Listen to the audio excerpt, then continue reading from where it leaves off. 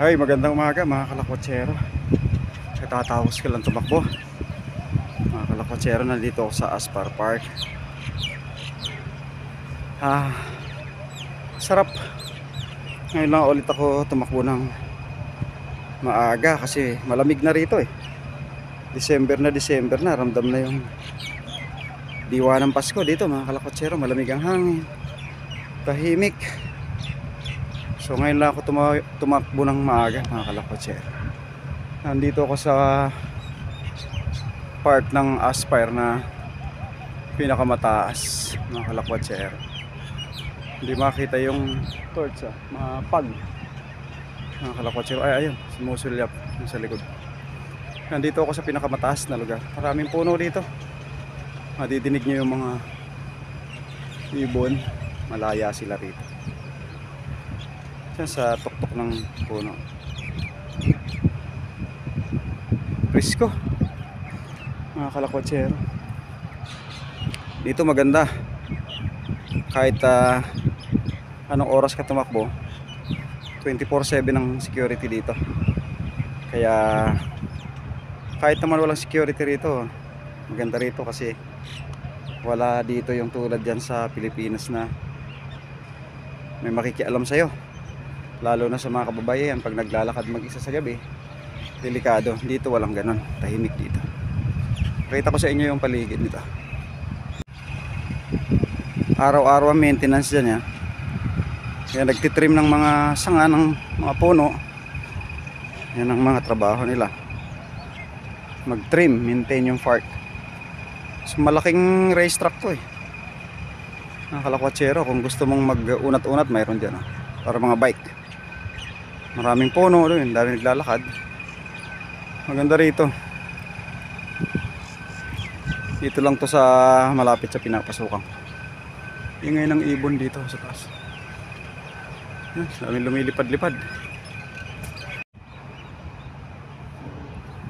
Doon naman sa lugar na yun mga kalakwatsero, mayroon doon lagon, maraming koi. So malamang-lamang huling takbo ko na to na maaga dito. Kasi madalas ako tumatakbo gabi. Paglabas sa trabaho mga alas 10 hanggang alas 12 ng gabi, tumatakbo ko rito. So aalis tayo, baka huling takbo ko na to ng maaga rito. Ayun yung torch nagpakita. Mapag kasi. Sige, puntaan natin yung lagon para makita nyo. Ito yung lugar dito.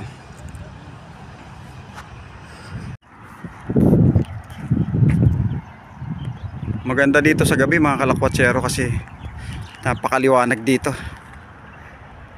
Kahit dito sa may racetrack na to, may ilaw dito.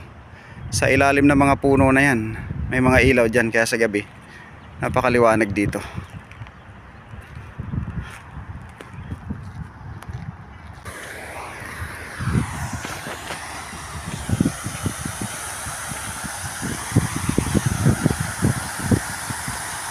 Yan mga kalakwatsero. Galing, di ba?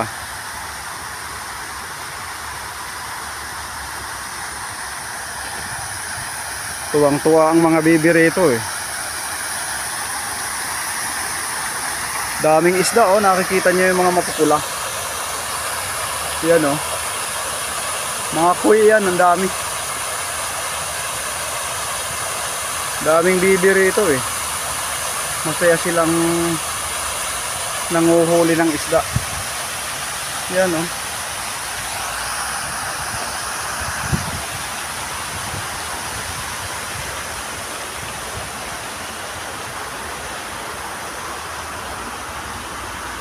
mababaw ang tubig ngayon.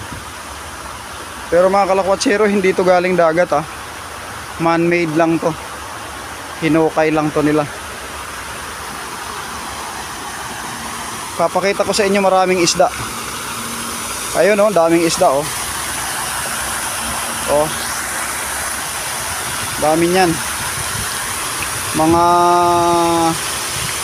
karpa ba yan o koi? Sa gabi, lalo sa gabi, ang dami nito mga kalakwatsero. Dami. Napakarami niyan sa gabi. Maulan na.